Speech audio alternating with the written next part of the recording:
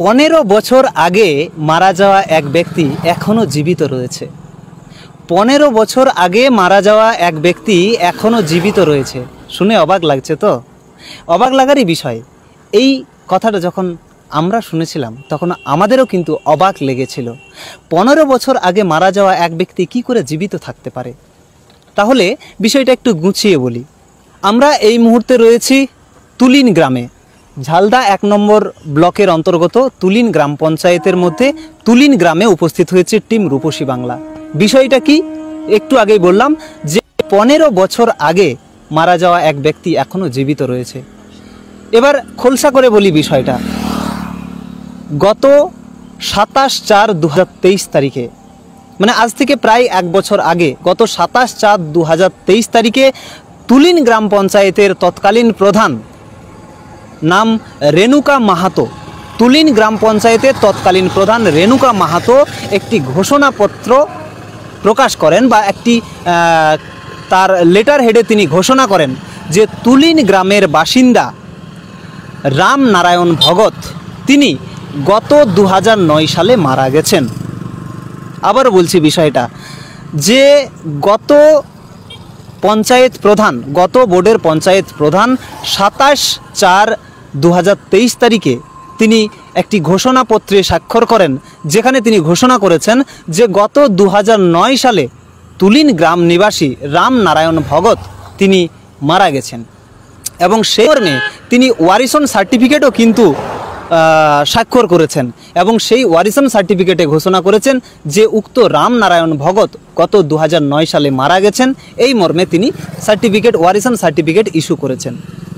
কিন্তু শুনলে আপনারা অবাক হবেন, সেই রাম নারায়ণ ভগত এখনও জল জ্যান্ত, তিনি জীবিত রয়েছেন।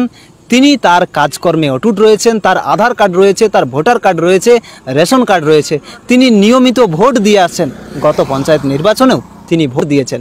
তিনি রয়েছেন এখন বর্তমান সময়ে। কিন্তু কিভাবে, কোন উদ্দেশ্যে পঞ্চায়েত প্রধান তাকে মৃত ঘোষণা করলেন? এখানে অবাক করার বিষয় যে সেই কাগজগুলিতে পঞ্চায়েত প্রধান উক্ত রামনারায়ণ ভগতকে মৃত ঘোষণা করেছেন, সেই কাগজে কিন্তু সংসদ সদস্য অর্থাৎ গ্রাম পঞ্চায়েতের যে সদস্য তারও কিন্তু স্বাক্ষর রয়েছে।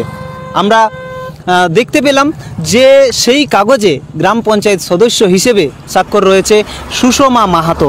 এখানে একটি সত্যি অবাক করা বিষয় যে এই সুষমা মাহাতোর কিন্তু রামনারায়ণ ভগত যে সংসদের বাসিন্দা, সুষমা মাহাতো কিন্তু সেই সংসদ সদস্য বা মেম্বার নয়, তিনি গ্রাম পঞ্চায়েতে অন্য সংসদের সদস্য। সেই খবর আজকে আমরা রূপসী বাংলা মিডিয়ার পর্দায় স্পেশালি বিশেষ প্রতিবেদন হিসেবে তুলে ধরছি।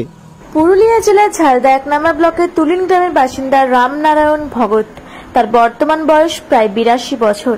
নিয়মিত ভোট দিয়ে আসছেন। রয়েছে রেশন কার্ড, আধার কার্ড সহ অন্যান্য সরকারি নথিপত্রও।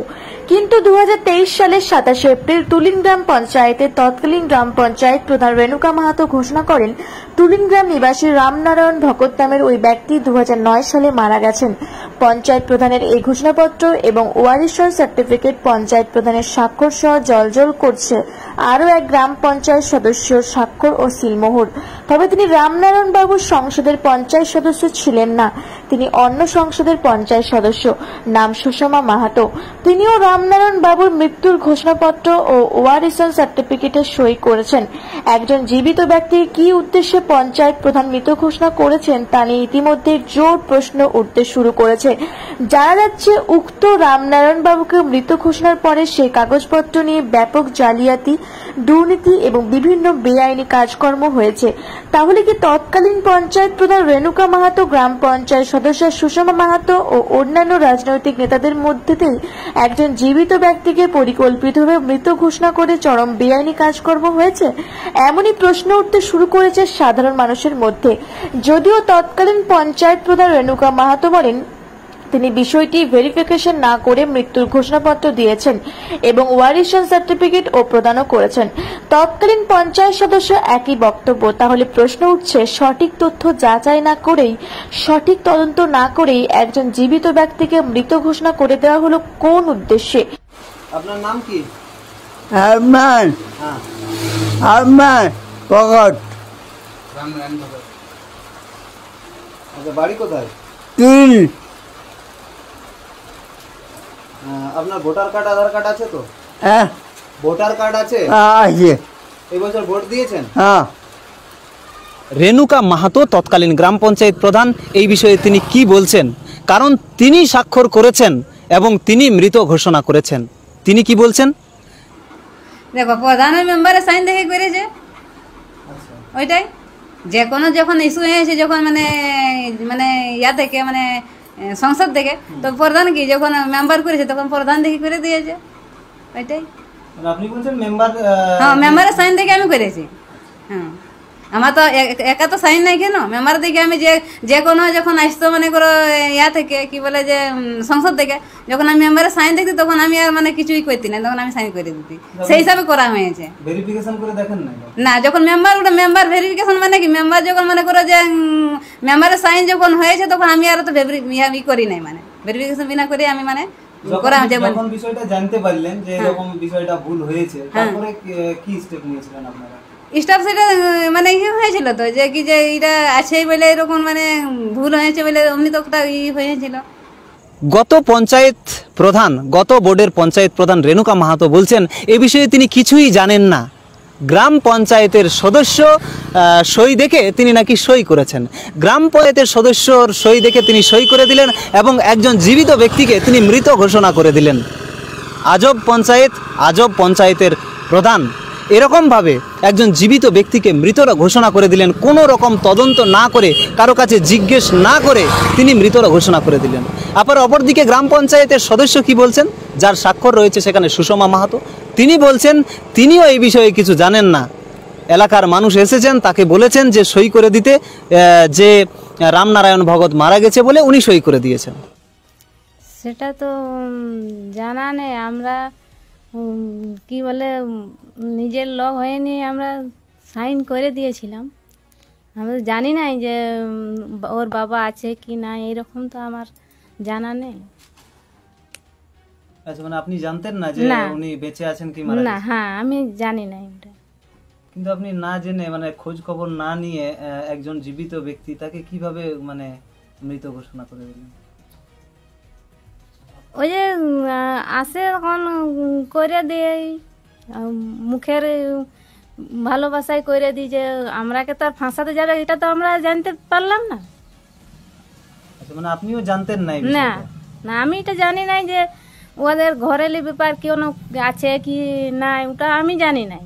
কিন্তু আপনার তো, আপনি এই সংসদের সদস্য ছিলেন। হ্যাঁ, আর ওই ঘটনা তো হচ্ছে তুলিনের, তাহলে কি করে আপনি অন্য সংসদের হয়ে কেন সই করতেন? ওটা আমি জানতাম না যে এটা আমার সংসদের কি অন্য সংসদের। সংসদ তো আমাদের বড়, তো সব মানুষকে তো আর চিনতে পারি না। আপনি কি জানেন সেটা নিয়ে অনেক কিছু মানে কি বলে দুর্নীতিমূলক কাজ হয়েছে? হ্যাঁ, ওই ছেলেটা এসে নিয়ে আমাকে বলেছিল যে আমার বাবা আছে, আমার দাদা এরকম এরকম আমাকে ধোঁকা দিয়েছে, তো আপনি কি জন্য সাইন করে দিলাম। তো আমি বললাম যে আমি তো জানি নিয়ে কাকু ওইরকম করতে যাব না, জানি নিয়ে কী করে করব, যে বাবা থাকতে মধ্যে আমি কি জন্য ওরা করতে যাব, তো আমি জানি নাই, সেই জন্য আমি করেছি। তারপর প্রধান সাহেব কাছেও আমি গেলি যে এরকম এরকম ব্যাপার, তো এটার কি মীমাংসা। তখন প্রধান সাহেব বলল যে এটা মীমাংসা হয়ে গেছে, এটার কোনো নিয়ে ডর নাই। সত্যি কি তিনি কোনো রকম তদন্ত না করে, তো কোনো রকম খোঁজ খবর না নিয়ে কিভাবে একজনকে মৃত ঘোষণা করতে পারে, উঠছে প্রশ্ন।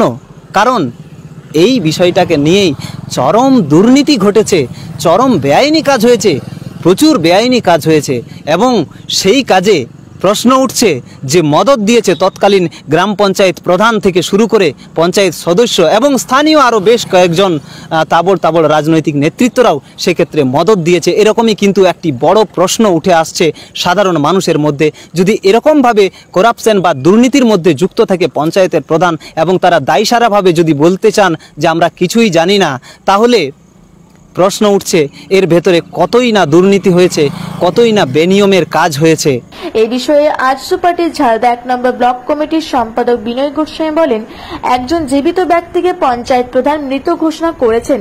এই ঘটনাকে কেন্দ্র করে বিভিন্ন দুর্নীতিও হয়েছে, তাতে তৎকালীন পঞ্চায়েত প্রধান সহ অন্যান্য সদস্যরা ও সরাসরি যুক্ত রয়েছে। পাশাপাশি তিনি আর্থিক লেনদেনের অভিযোগ তোলেন। তৎকালীন পঞ্চায়েত প্রধানের এহেন কাজের জন্য তিনি নিন্দা জানান। দেখুন, একটা ব্যক্তি যেহেতু আমার বাড়ির সামনের ব্যক্তি, তাকে আমি ভালো করে চিনি এবং প্রতিদিনই সকালে বিকালে সবসময় দেখা হয়। তাকে মৃত্যু ঘোষণা করার পেছনে বিরাট একটা রহস্য আছে। এখানে তুলিন পঞ্চায়েতে ওই সময় তৎকালীন বোর্ড ছিল কংগ্রেস, তাহলে কংগ্রেস বোর্ডের যে প্রধান ছিল কিংবা অন্যান্য মেম্বারগুলা এটার সাথে একদম সরাসরি জড়িত আছে দুর্নীতির সাথে।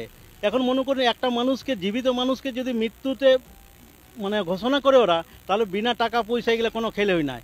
তাহলে মনে করুন যে মাসে মৃত্যু হয়েছে তার কয়েকদিন পরেই আবার তার ছেলে, তার দুটো ছেলে আছে, কিন্তু একটা ছেলের নামে কিভাবে তার জমি নামে করে দেওয়া হলো।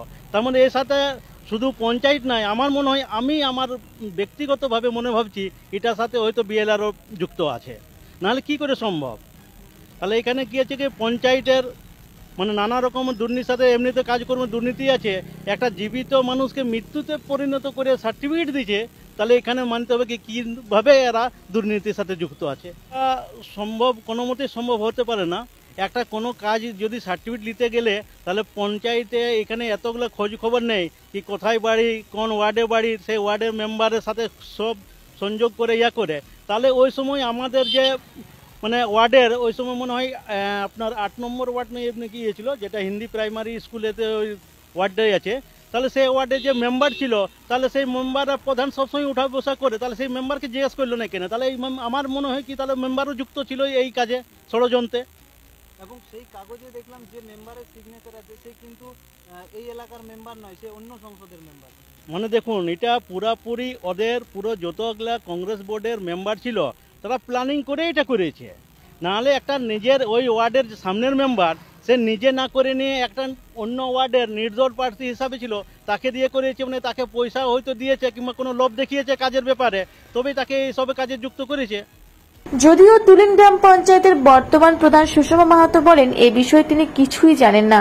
যে ঘটনা নিয়ে তোলপাড় হয়েছে তুলিন এলাকার, সেই ঘটনা কিছুই জানেন না বলে দায় এড়ালেন বর্তমান পঞ্চায়েত প্রধান। আমি বলছিলাম যে গতবারের প্রধানই তো জানবে কেন, আমি তো নতুন, আমি তো এই বিষয়ে কিছু জানি না। আপনার সময়কালে হয়নি? না, আমার সময়কালে হয়নি। কি বলবেন, এই যে কাজটা হয়েছে এটা কি ভালো হয়েছে না খারাপ হয়েছে? এটা খারাপ হয়েছে। জানে যে এই পুরো বিষয়টি প্রশাসনের বিভিন্ন দপ্তরে জানিয়েছেন রামনারায়ণ বাবু। তারপরও প্রশাসনের কর্তারা তৎকালীন পঞ্চায়েত প্রধান সহ পঞ্চায়েত সদস্য ও এই ঘটনায় যুক্ত অন্যান্যদের বিরুদ্ধে কোনো আইনানুগ ব্যবস্থা গ্রহণ করেননি। তাহলে প্রশ্ন উঠছে না, রামনারায়ণ বাবুকে কি বেঁচে থেকেও মৃত হিসেবে থাকতে হবে? এই দায়ী কে নেবে? তৎকালীন পঞ্চায়েত প্রধান নাকি বর্তমান পঞ্চায়েত প্রধান? ঝালদা থেকে দেবরাজ মাহাতো, নয়ন কুড়ি ও সঞ্জয় সিং মাহাতো রিপোর্ট, রূপসী বাংলা মিডিয়া।